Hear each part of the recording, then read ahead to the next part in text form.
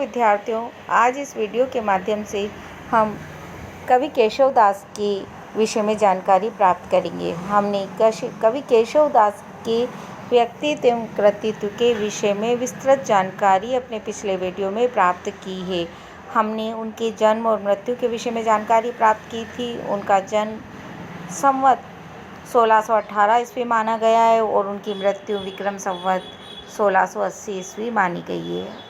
ये प्रश्न प्रतियोगी परीक्षाओं में भी पूछ लिया जाता है। आपके भी 1 नंबर का प्रश्न ये आ सकता है, इसलिए आप इसे याद रखें। हम इसीलिए इसे बार बार दोहरान करवा रहे हैं।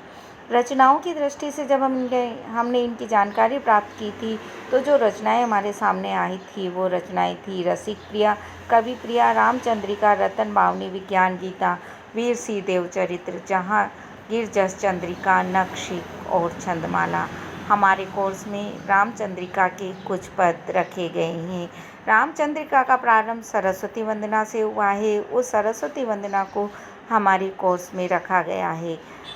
व्याख्या की दृष्टि से, परीक्षा की दृष्टि से पद जो कि महत्वपूर्ण है, इसलिए यहाँ हम उसे व्याख्या के माध्यम से समझने का प्रयास करेंगे। सरस्वती वह देवी है, वह शक्ति है जो हमें ज्ञान प्रदान करती है।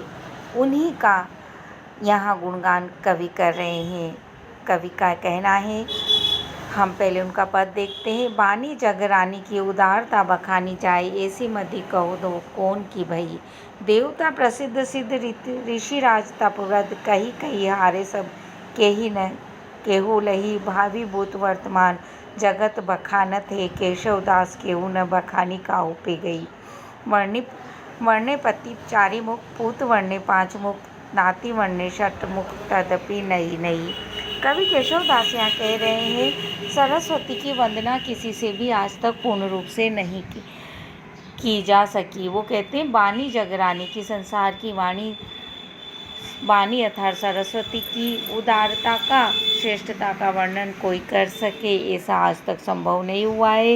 ऐसी मति कौन दी कहो दो भई। इसलिए वो पूछ रहे हैं, कहो तो सही, बताओ तो सही, आज तक किसकी बुद्धि इस तरह की हुई है जो सरस्वती के पूर्ण गुणों का गान कर सके। आगे केशवदास कहते हैं, देवता जितने भी देवता हैं जो स्वर्ग के निवासी हैं, मनुष्यों से श्रेष्ठ माने गए हैं, उन्हें शक्ति प्रदाता माने गए हैं।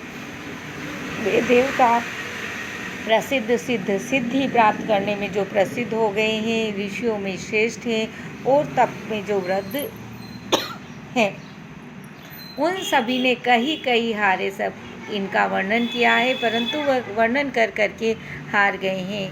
कहीं न केहू लही, परंतु किसी से भी उसका पूर्ण वर्णन नहीं किया जा सकता।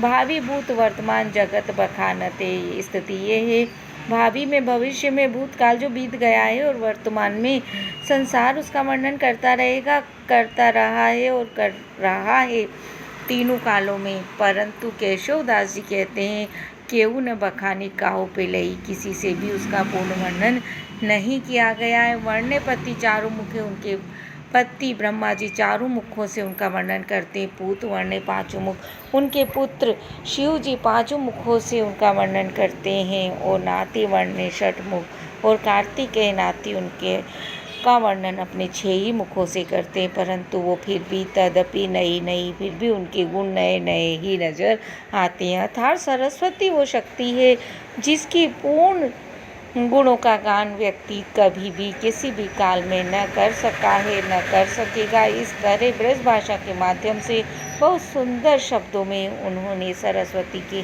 गुणों का यहाँ गान किया है। आप इस वीडियो को लाइक करें, शेयर करें, सब्सक्राइब करें। धन्यवाद।